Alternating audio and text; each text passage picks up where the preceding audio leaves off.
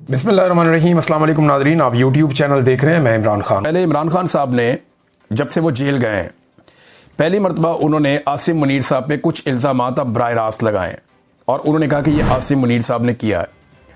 इससे पहले इमरान खान साहब जब भी बात करते थे तो वो गोल बात करते थे, वो एक मार्जिन रखते थे। लेकिन अब उन्होंने फील्ड मार्शल आसिम मुनीर के लिए वो मार्जिन ख़त्म किया।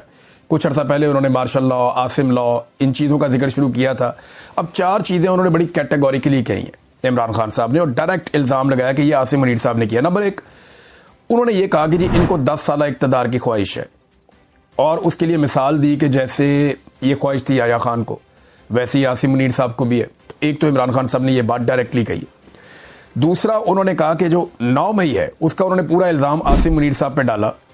जैसे एस्टेब्लिशमेंट ये इल्ज़ाम इमरान खान साहब पे डालती है, ऐसे ही इमरान खान साहब ने कैटेगोरिकली कहा कि जी Asim Munir is responsible for this, और आसिम मुनीर साहब ने ये खुद करवाया और ये पाकिस्तान तहरीक इंसाफ को क्रश करने के लिए करवाया।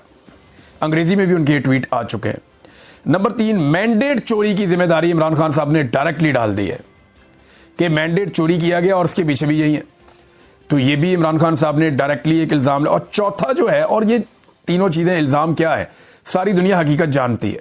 बाद लोग बोल नहीं सकते, बाद लोग बात कर नहीं सकते, लेकिन हकीकत तो सारे ही जानते हैं कि मिलिट्री एस्टेब्लिशमेंट ने क्या किया इमरान खान साहब के साथ, और उसमें जो पेश हैं वो आर्मी चीफ ही हैं, उन्हीं के फैसले चलते हैं।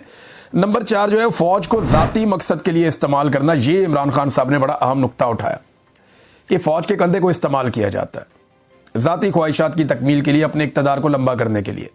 और ये याया खान ने भी किया था। तो इमरान खान साहब ने वो एग्जाम्पल्स कोट की हैं और उनके ट्वीट के अंदर ये चीज़ें बड़ी वजाहत के साथ सिंपल करके उन्होंने सामने रख दी। तो ये पहली बार इमरान खान साहब इतना क्लियरली आ रहे हैं आसिम मुनीर साहब के बारे में। तो क्या इमरान खान साहब जेल से एक फ़ाइनल राउंड शुरू कर चुके हैं? ना सिर्फ आसिम मुनीर को वादे पैगाम दिया इमरान खान साहब ने, बल्कि chief justice Pakistan justice Yahya Afridi के लिए भी एक लेटर लिखा, जो इमरान खान साहब की बहन अलीमा खान लेकर निकली और उन्होंने कोशिश की सुप्रीम कोर्ट में कि वो चीफ जस्टिस के चैम्बर में जाएं और जाकर वो लेटर चीफ जस्टिस के हवाले करें। लेकिन वहाँ इंतज़ामिया ने रोक दिया। उन्होंने कहा जी आप नहीं जा सकते, जब तक कि रजिस्ट्रार ऑफिस से इजाज़त नहीं मिलती आप नहीं जा सकते।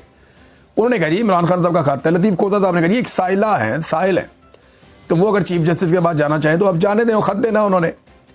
तो इस पर उन्हें रोक दिया गया। लेकिन ख़त मैं आपको बता देता हूँ, ये उसका उर्दू ट्रांसलेशन है जो याया अफरीदी साहब को इमरान खान साहब ने ख़त लिखा। ख़त यह है, मैं आपको सिर्फ 31 किलोमीटर के फासले से लिख रहा हूँ, मगर सुप्रीम कोर्ट के दरवाजे मेरे और मेरी अहलिया के लिए बंद हैं। 772 दिनों से ज़ायद एक 9/11 के पिंजरे नुमा सेल में ज़बरदस्ती की खामोशी, तन्हाई और दुनिया से कटाव के कैद खाने में मैं मुसलसल तन्हाई की कैद का सामना कर रहा हूँ। मेरे खिलाफ 300 से ज़ायद बेसरोपा, झूठे और सियासी बुनियादों पर कायम किए गए मुकदमात खोले गए हैं। पाकिस्तान ने कभी ऐसा जुल्म नहीं देखा जो मुझ पर, मेरे ख़ानदान और दुनिया भर में मेरे हामियों पर ढाया जा रहा है। मुझे अखबारात और किताबों तक की रसाई से महरूम रखा गया है। वकला और अहले खाना से मुलाकातें एक शख्स जनरल आसिम मुनीर की ख्वाहिशात और मर्ज़ी के मुताबिक कभी कराई जाती हैं और कभी मनसूख कर दी जाती हैं। मेरे बेटों को अपने वालिद से फ़ोन पर बात करने के बुनियादी हक़ से भी महरूम कर दिया गया है। सियासी कारकुनों को मुझसे मिलने की इजाज़त बिल्कुल नहीं है। ये कैद कभी भी कानूनी नहीं रही, बल्कि ये सोचे समझे मंसूबे के तहत डाली गई नफसियाती अजियत है ताकि मेरी हिम्मत तोड़ी जा सके और मेरे ज़रिए 25 करोड़ पाकिस्तानियों के हौसले को कुचला जा सके। ये आइन कानून की हुक्मरानी और मेरे प्यारे वतन पाकिस्तान के जमहूरी मुस्तकबिल पर एक मुस्तकिल हमला है। मेरी अहलिया बुशरा बीबी एक कर्नल के हुक्म पर गैर इंसानी और तौहीन आमेज़ सलूक का शिकार है, वो भी तन्हाई की कैद में है।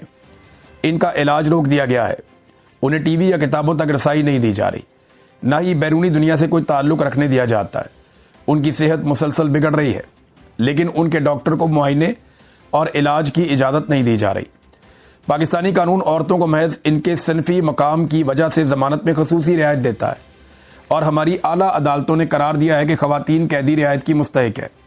लेकिन बुशरा बीबी के मामले में ये उसूल यकसर मुअत्तल कर दिया गया है। ये जुल्म की इंतहा है। इनके तमाम कानूनी हकूक़ उनसे छीन लिए गए हैं कि वो सिर्फ मेरी अहलिया है। पाकिस्तान भर में हज़ारों कारकुन और हामी जेलों में सड़ रहे हैं। इनमें से कई को अगवा किया गया, तशद्दुद का निशाना बनाया गया और आइनी ज़मानतों की सरीह खिलाफ वर्जी करते हुए फ़ौजी अदालतों में मुकदमात चलाए गए। बैरिस्टर अहसान नियाज़ी को फौजी हुकाम ने उठाया, अजियत दी और महज मेरा भांजा होने के जुर्म में 10 साल कैद की भयानक सज़ा सुनाई। मेरी बहनों को नाइंसाफ़ी से कैद किया गया। मेरे भांजे शहरयार और शेरशाह का भी नाहक उन्हें कैद का शिकार किया गया। मेरे ख़ानदान के साथ होने वाला ये जुल्म पाकिस्तान की तारीख में ऐसी मिसाल नहीं मिलती। अदालतें जो आज़ादी की ज़ामिन होनी चाहिए, उन्हें पाकिस्तान की सबसे बड़ी सियासी जमात को कुचलने के लिए हथियार बना दिया गया है। इन सब ज़ालिमाना हरबों के बावजूद, मेरी अपनी कैद और तमाम आवाज़ों को दबाने के बावजूद पाकिस्तान तहरीक इंसाफ ने 8 फरवरी 2024 के इंतखाबात में तारीखी कामयाबी हासिल की। लेकिन अवाम का मैंडेट एक ही रात में चुरा लिया गया। जमहूरियत को मजाक और आइन को शहीद कर दिया गया। इस धांधली की तौसीक और मोहर तस्दीक कॉमनवेल्थ 2024 की लीक होने वाली रिपोर्ट ने कर दी। नाम नहाद 26वीं आइनी तरमीम को इस इंतखाबी डकैती को कानूनी जवाब देने के लिए इस्तेमाल किया गया, जबकि उसके खिलाफ दायर दरखास्तें आज भी आपकी अदालत में इल्तवा का शिकार है। अब 26वीं आइनी तरमीम के बेनिफिशरी हैं ये चीफ जस्टिस, और इमरान खान साहब उसी चीफ जस्टिस को 26वीं आइनी तरमीम के बारे में लिख रहे हैं। देखें ना कैसी पाकिस्तान की बदकिस्मती है कि जो 26वीं आइनी तरमीम का बेनिफिशरी है वो कैसे 26वीं आइनी तरमीम के खिलाफ दरखास्त लगने देगा। पूरा निज़ाम जकड़ के एस्टेब्लिशमेंट ने यरगवाल बना लिया है, लेकिन इमरान खान साहब फिर भी ये दरवाज़ा खटखटा रहे हैं, इस दीवार के साथ सर मार रहे हैं कि मैं यहाँ से इंसाफ हासिल करूँगा। इस्लामाबाद हाई कोर्ट के मशकूक रवैये के तहत उसके चीफ जस्टिस सरफराज डोगर ने जानबूझकर मेरे अलकादर ट्रस्ट और तोशाखाना रिवीजन मुकदमात को समाअत के लिए मुकर्रर नहीं किया।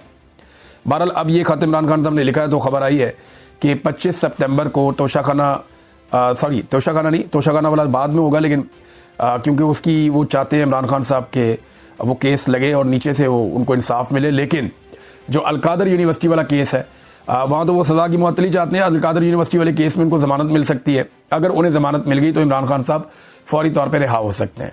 लेकिन देखिए तरीका वारदात क्या है कि अलकादर वाला केस तब सुना जाएगा जब तोशाखाना 2 के अंदर सज़ा हो जाएगी। जब तोशाखाना 2 में सज़ा हो जाएगी फिर अलकादर केस सुना जाएगा। अब इमरान खान साहब के पास 2 ऑप्शन है, या तो अलकादर केस में उनकी फौरी तौर पे ज़मानत हो और वो बाहर आ जाएं, और तोशाखाना 2 में जब उनको सज़ा हो तो वो फिर अदालत से रुजू कर लें, या दूसरा केस उनके पास एक ऑप्शन ये है कि वो तोशाखाना 2 के अंदर समाअत को रुकवा दें कि जनाब ये समाअत आप रोकें, ये केस ठीक नहीं सुना जा रहा। तो वो समाअत को रुकवा के उसके बाद अपनी बेल हासिल करें और फिर बाहर आ जाएं अलकादर वाले केस में। लेकिन एस्टेब्लिशमेंट नहीं चाहती कि इमरान खान साहब बाहर आए, और इस वक्त जनरल आसिम मुनीर और इमरान खान के बीच में एक लड़ाई चल रही है। कोई माने या ना माने, ये लड़ाई एक्चुअली एस्टेब्लिशमेंट और इमरान खान के बीच में। अब इनमें से जो जीतेगा वही आगे बढ़ेगा। अवाम इमरान खान के साथ खड़ी है, जबकि एस्टेब्लिशमेंट ने अपनी होशियारी से दुनिया में कुछ ताकतों को काबू कर लिया है। अगले वीलॉग में आपको बताऊंगा। अब तक के लिए इतनी, अपना ख्याल रखिएगा, अपने चैनल का भी। अल्लाह हाफ़िज़।